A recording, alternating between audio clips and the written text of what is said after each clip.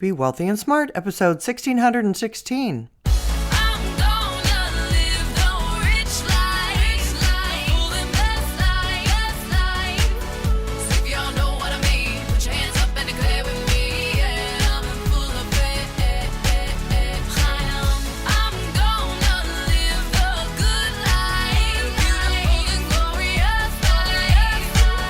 Step into a world of wealth and financial freedom without budgets, boredom, or bosses on Be Wealthy and Smart. And now, here's your host, Linda P. Jones. Welcome to Be Wealthy and Smart. I'm Linda P. Jones, America's Wealth Mentor, empowering women and men worldwide to financial freedom. On today's show, we're going to talk about, will the U.S. government shut down again? So the U.S. House of Representatives on Thursday passed the final set of outstanding government funding bills as a partial federal government shutdown looms on January 30th, according to CNBC. The four bills account for the largest chunk of government spending, about $1.2 trillion in total. They would fund the Departments of Defense, Health and Human Services, Homeland Security, Labor, Housing and Urban Development, Transportation, and Education.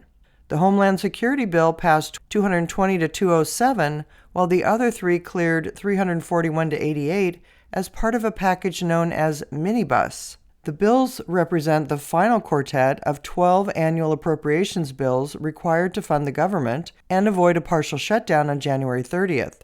The Senate still needs to approve them, along with two other House-passed funding bills, before they head to the President's desk for a signature.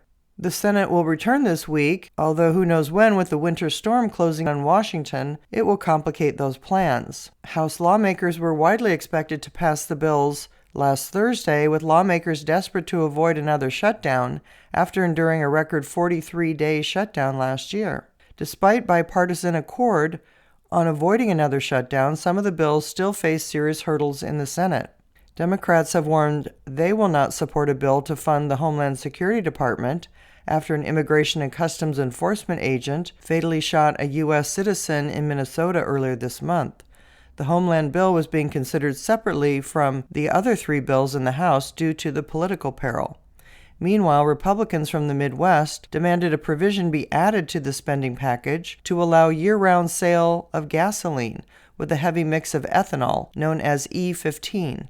The fuel is currently restricted in the summer months due to smog concerns, though that restriction is frequently waived. House Republican leadership agreed to create a congressional E15 Rural Domestic Energy Council instead to assuage the Republicans. The president said on Thursday he thinks we're going to probably end up in another Democrat shutdown, but did not specify whether he was referring to the deadline at the end of this month. So the Senate needs to approve the bills this week. Hopefully they can get in due to weather. It's questionable for some. And if not, a partial government shutdown would begin at the end of January if the bills are not completed. So we'll continue to follow the story and report back to you as it unfolds. If you haven't yet subscribed to Be Wealthy and Smart, hit the subscribe button and you'll be notified of new podcasts as soon as they're available. And all of my podcasts are on my website at lindapjones.com/podcasts. And while you're there, sign up for my weekly newsletter for more wealth tips for your financial freedom. That's all for today. Until next time, live the good life and be wealthy and smart. Thank you for listening to Be Wealthy and Smart with Linda P. Jones. Share the wealth and tell your family and friends about the show. Check out our website, blog, and social media for more riches at www.bewealthyandsmart.com.